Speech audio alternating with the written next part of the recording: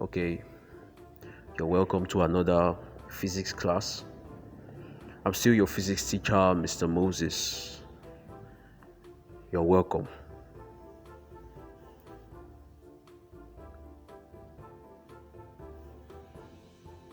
In this lesson, we'll be looking at simple harmonic motion. Simple harmonic motion in the scheme of work is divided into two parts. So we'll be looking at the first part of simple harmonic motion.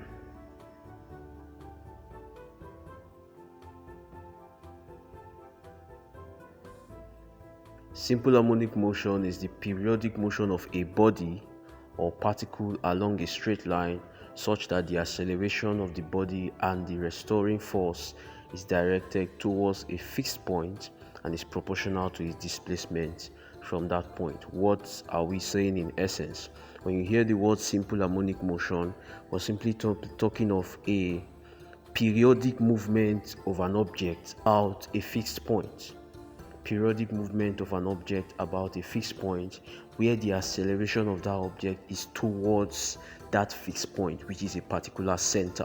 You see examples of simple harmonic motion. Look at a swinging pendulum bulb. As the pendulum bulb is swinging to and fro, it is periodic because it is repeating the same kind of motion and it is moving about a particular center, which is the point where it is actually hanged on the stand, as you can see in the diagram. So that center is where the acceleration of this bulb is directed to. Other examples of simple simple harmonic motion, we look at the strings of a guitar. When you pluck the strings of a guitar, it goes up and down about a particular center.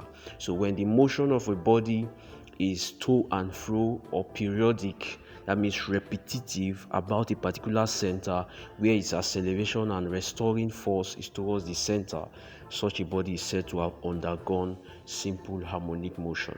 Now, simple harmonic motion can also be described from circular motion as the diagram above.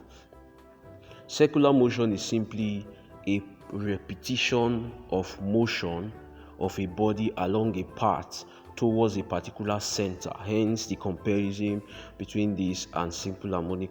So as you can see, the red ball, as the red ball is moving round, its acceleration is geared towards the center of the circle. It's like saying that it is accelerating towards the center, hence it is doing a circular motion, a periodic motion about the circular part. The red ball compared to the spring below, as the red ball is moving, the spring is also moving based on the line that is connecting the red ball and the spring on the red line. The maximum point of displacement of the spring is said to be the amplitude of this oscillation. So in other words, based on circular motion, as you can see here, the real description of simple harmonic motion is carried out by the spring below the circle, so that as the circle is moving round, the spring is moving forward and back. That is the to and fro movement of the spring about a particular equilibrium position. So it is extending and it is compressing. So that periodic movement, when we say periodic, it is repeating a particular motion with time. That periodic movement about a particular equilibrium position. The equilibrium position in this case of the spring is the position that it is when no force is acting on it, pushing it forward or backward. So the periodic movement about that equilibrium position where its acceleration is geared towards that center where x is equal to 0, that is simple harmonic motion. And then we'll go to still explaining that the maximum value of x in the diagram before now has a value of a known as the amplitude. Hence, the amplitude is defined as the maximum displacement of the body performing simple harmonic motion from its equilibrium position. If we go back to the simple pendulum example, as the pendulum is swinging, the highest point that the pendulum gets to is referred to as the amplitude. If we make reference to the spring we just saw, the maximum point of displacement of that spring is the amplitude.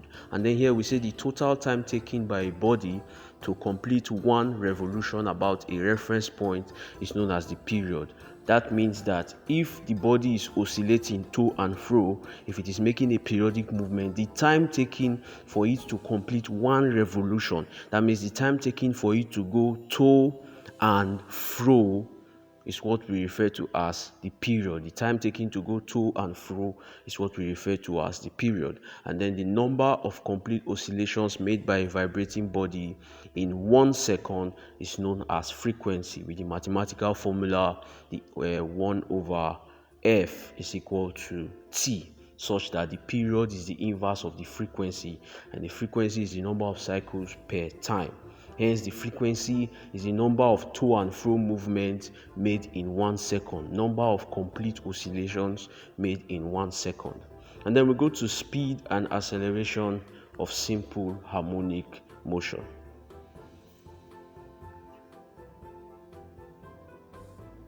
For the speed and acceleration of simple harmonic motion,